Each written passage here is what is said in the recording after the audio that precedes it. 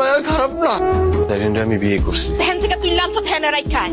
তাইনের লোকে এরকম একটা কাজ করতে তোমার বিবেকে বাধে নাই? ওর মতো নষ্ট মায়ের এরকমই হস। এইরকম একটা বাজে পচা দুর্গন্ধওয়ালা জিনিস খাইতেছো। মা ও মা মাগো কি সিসিটি? কি হয়েছে বোন তোমার? মা কই তুমি? মরছো নাকি শুনতেছো না? চিল্লাইতেছিস কেন? আমি আজকের পর থেকে আর কোথাও যাবো না। তোমার মরে নিয়ে সবাই খালি আজে বাজে কথা কইয়া আমার কান ঢালাপালা কইরা দিতাছে।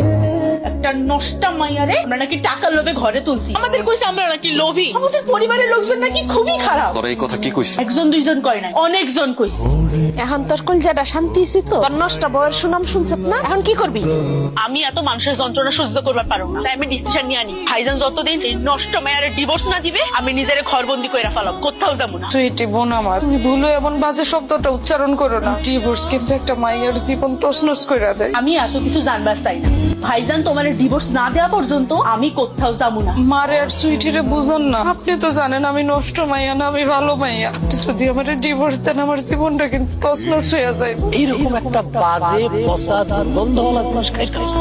কিসের শব্দ হইছে? কি ভাঙছে? ভাঙছে তোর কপাল। তুই আমার ঘরে কি করছ? হ্যাঁ, আপনি আমার সাথে এত খারাপ ব্যবহার কেন করতেছেন? আর আপনার রুম মানে এটা তো আমগো স্বামী স্ত্রীর রুম। আর এখন ঘুমানোর সময় হয়েছে, আমি রুমে আসবো না। তুই একদম পাপি মুখে আমার নাম তুই তোর লগে আচ্ছা আপনি আমার কোন তো আগে কি হয়েছে? আপনার মাথাটা একটু ঠান্ডা করেন। তোর লগে এই ব্যবহার করুন না তো কি করো? মধুর ব্যবহার করো। আল্লাহর কালাম কইরা আমারে বিয়ে করছে, আমি আপনার স্ত্রী। তুই আমার স্ত্রী না, তুই বিদেশে যায় হারাম টাকা কামানোর একটা মেশিন। তারে আমরা কই পতিতা। আপনিও শেষ পর্যন্ত সবার মতন একই কথা কইলেন। আমি কইতে পারলাম যেটা সত্যি আমি সেটাই কইছি। ওই কান্দাকাটি করতেছিস কেন? তোর যদি এতই কান্দাকাটি করতে ইচ্ছা করে তা আমার চোখের সামনে থেকে বাইরে কান্দাকাটি করতা।